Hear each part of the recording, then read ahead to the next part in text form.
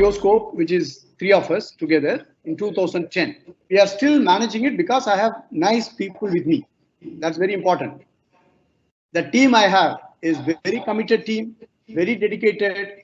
I said I will just slowly kind of take a retreat from everyday, day-to-day things. 2014, we normally on the first day of the financial year, we all go to the temple, all our partners. At that time, my partner's wife told me, Rajah, you should pursue this hypnotherapy. So I took it seriously, and then I got connected with the person. Then I attended the classes, the training of hypnotherapy, and then I was totally hooked onto it. In the corporate life, you are chasing things, you are doing so many things every day, and hardly you get time to sit back and understand what is this life is keeping or giving it to you. But when I did that, the classes, we were all together, few students, and completely I said, I'm not going to keep in touch with my office for that few days. And that helped me to go inwards and understand everything about this therapy. This is all about mind, nothing but mind. And after I completed that, I gave a commitment to myself that I am going to start my own healing center. So I learned pranic healing. We all learned acupuncture, acupressure, and some other therapies. And we started Heal and Heal Spiritual Healing Center in 2014. Okay, 2015 rather. But then in 2017, I got again pulled in. My time was required for my geoscope. So that is the time I have to really manage between these two. And it was not difficult. So that between these two, I was able to do justice. I would put it that way. I have not compromised. Neither I have compromised this side, nor I have compromised that side. And hypnotherapy, please understand, it is not just doing some 5 minutes of therapy. Each session will be minimum 1 hour. It's a therapy. When I say hypnotherapy, hypno means a sleep state, which means during the course of the therapy, the client will know everything on what he talks. We have a brain and we have a mind. Whatever in a colloquial spoken language, we always say my mind is not working. We always say what is wrong with my mind? It is not with me. We never say my brain is not working. Brain is an organ in the body.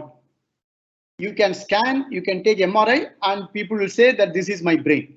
It can be seen. Mind is the invisible part of the body. So it is where the spirituality comes. So when the soul decides to take a reincarnation and come into Mother Earth, the moment it comes, the soul gets into a body, it gets a body. And then the mind gets attached to that soul. So that is the beginning of the mind, the body, and the soul. All these are one combination.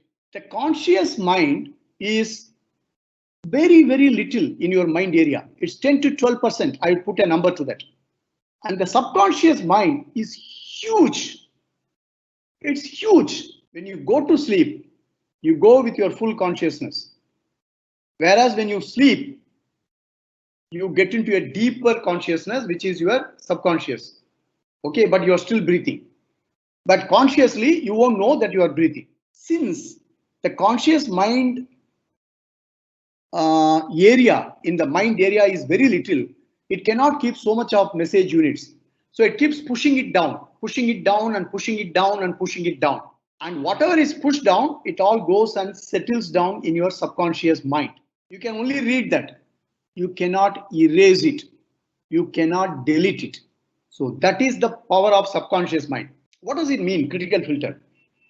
The moment the soul gets into the mother's womb and comes out, and up to say 8 years, 9 years, 10 years, whatever happens in that life of that 0 to 8 years to 9 years, everything gets filtered in different ways. Everything gets filtered in different way.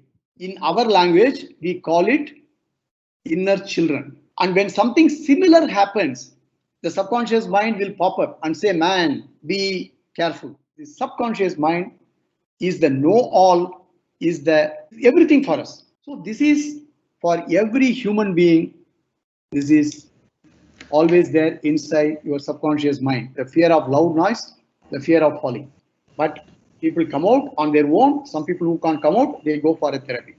So the flight and fight tendency is always there with the human race. But if you know this is all the theory of the mind, then you can always control your mind by understanding the mind better, and also realizing that I have to live in the present, the here and now, but live this moment. When you live this moment, life will be beautiful.